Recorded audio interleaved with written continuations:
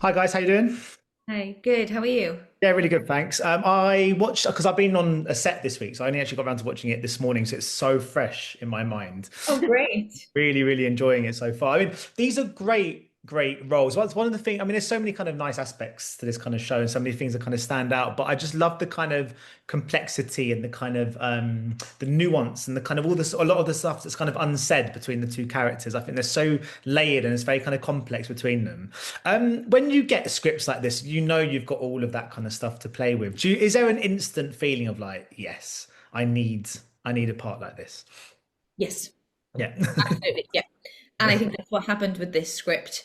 There was many factors into why I wanted to do it, but yeah, those complicated characters, because they are complicated, they're exciting to play because there's so many, especially with a thriller, there's so many different things to explore, and then you got the added thing of like getting into the room with the actors and director, and then that changes. So like, yeah, definitely, especially with this script, and also Eve was doing it, and I'm a major fan, so I wanted to really do it. So yeah. Hello, Stefan. Nice to meet you. Yeah, so hi. You're Well right. done for watching the two this morning. You must be Yes. exhausted. Um, I think I might have to go as soon as this interview's. I'm going to go for a walk. I think. a shower and a walk. Yes, Yeah, yeah. some coffee. Um, yeah, absolutely. It's a chemistry set. It Mm, is, and you get Key Street, and you get Ashley Way directing it, and you get a Matthew Barry script, mm, and Karen Lewis producing it, and then you get the added extraordinary bonus of Gabriella Creevy leading it, and you go, well, there's the chemistry set. mm, That's something incredibly special, and older I get, the more I run on instinct. And my instinct was, this is it. This is do it, do it, do it, do it, do it. yeah. And then you look at these two incredible women that have been created, and you think, well, where do I put the flesh and where do I put the Mm, blood on this incredible woman and bring her alive? And it's a thrilling part when it is like having a little lottery ticket that turns up and you've won, a couple of quid. It just gives you that kind of like, yeah. yes, this is so exciting. And it's a really lovely part of the job, that Mm, initial kind of spark, something works like that. yeah. Mhm. And Gabby, I'm going to call you Gabby. That's how I was introduced to you as.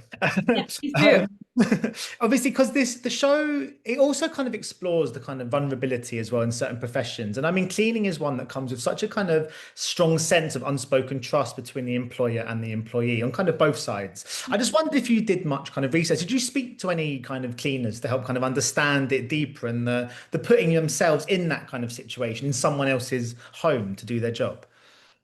No, no, I didn't, but I should have. Now that you say it, I'm like, no, I didn't. No, I mean, I, I think that's what it was. It was,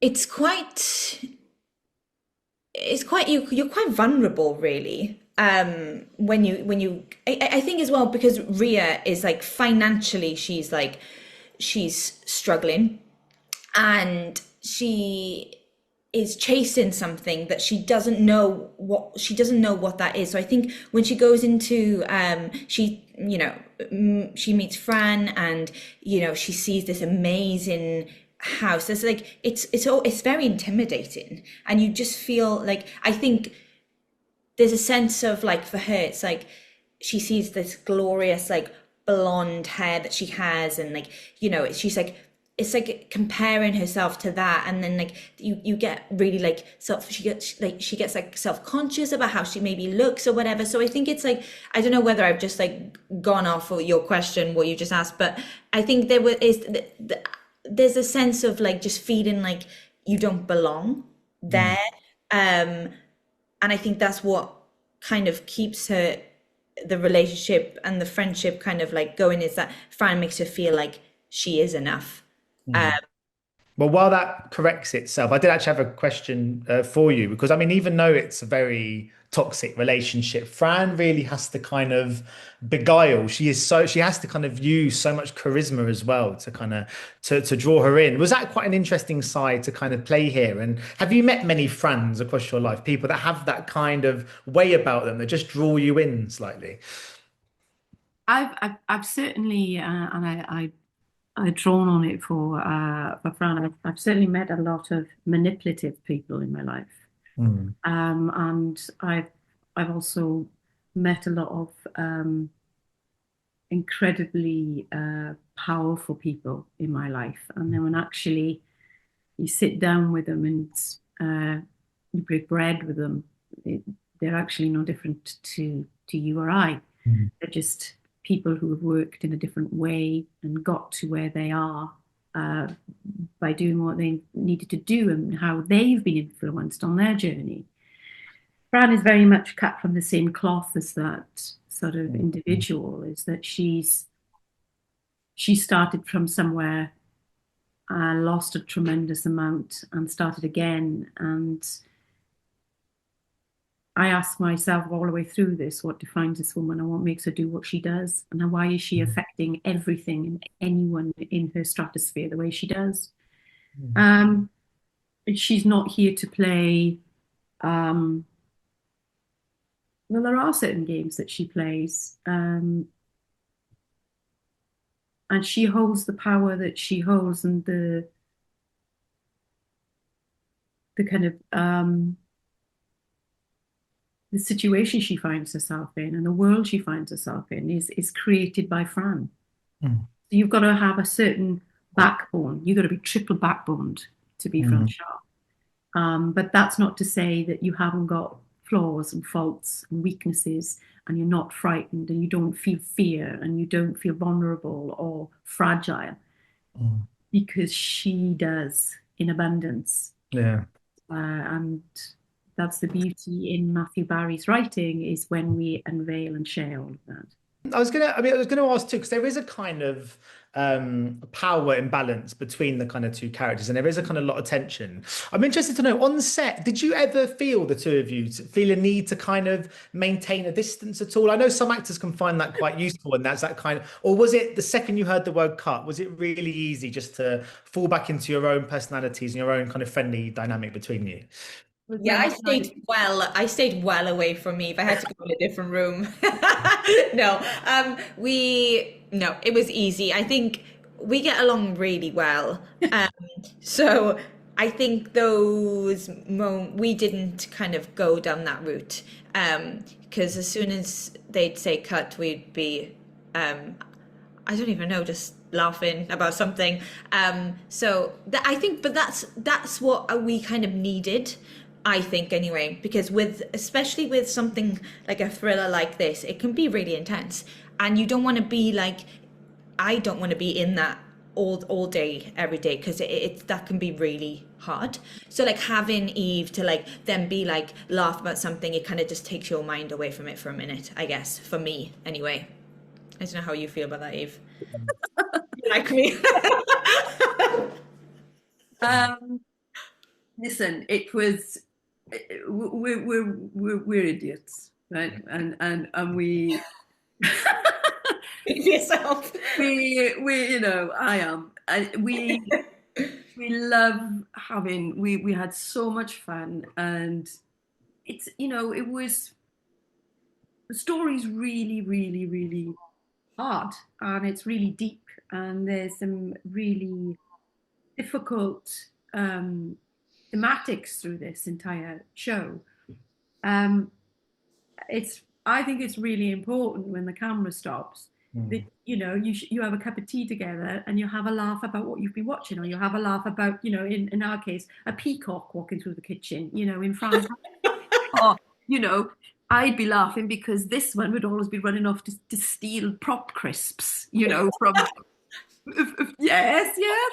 You know, and so we'd have, Yeah. you know, you've got to have the light and shades and everything. And I think, especially when you're doing a really uh, tricky and deep and dark thriller, I think it's really important that you keep set really light and Yeah, that you pop in and out of that, because otherwise it can get really, really heavy. yeah, And because Gab and I get on so well, that was very easy. I mean, there were moments where they would say to Gab and I, do you need 5 minutes? Do you want to go and have a bit of fresh air? Because we would just have the giggles. yeah. God, but Yeah. it's important. Yeah. I haven't got time for one more question, sadly, but I was going to ask because there's a moment in episode one where Fran kind of says to Rhea, asked Rhea what she wanted to do, what she wanted to be, kind of, with sort of beyond school and kind of with her life, and she didn't quite know, she wasn't quite sure. And I wanted to know about both of you and how. At what stage did you realize that kind of acting was what you wanted to do, and how sure you were kind of in your kind of younger years that that was going to be your kind of path? And if you, and then the sort of second part to that question, if you can recall the moment you had where you thought, hang on a minute, I think this is actually what I do now. I think I am an actor. Wow, yeah, great question. I started acting quite young, so it's kind of all I've really known and loved. Um, my mum was like brilliant at sending me to different like weekend activities. I can't even think of the word, what are they called? But like going like swimming or whatever. And like acting was the only one I kind of was like really excited about. She kind of let me just do my thing, and then I went to drama school, and it kind of just went from there really. And I kind of it just like not fell into it, but it just became something that made me really happy. Like acting makes me happy, and like there's no other like in-depth thing about it. It's just like like when I'm on a set, I just feel great. Um, and I think there never is that, that I don't know. There never is that moment where I kind of go, oh, this is what I do now. It always feels like, for me anyway, like I don't know. It's always been like a really tricky thing. Like when you're in like drama school, you kind of go, oh, like what do you do? And you always kind of go, I'm this and I'm that. There's never, I don't know whether you've had that, Eve, where you kind of go, you kind of just own it and be like, yeah, I'm an actor and this is what I do. I guess, I don't know. But yeah, I kind of just felt like it's just kind of always been a part of my life. Um, yeah, I don't know. Yeah. How about you, Eve? Where I was brought up, there was my school didn't do drama or anything like that. There was a local miners' welfare hall where they had a small arm drama group there that I did a couple of shows in when I was, in my teens. But I had a teacher, Hazel Williams, her name was, and she was an actress, and she was on a show down here in Wales called Pobl y Cwm. And she'd come from the show, and she'd come into our school as a Welsh language teacher. And I don't speak any Welsh at all, and I hadn't taken Welsh.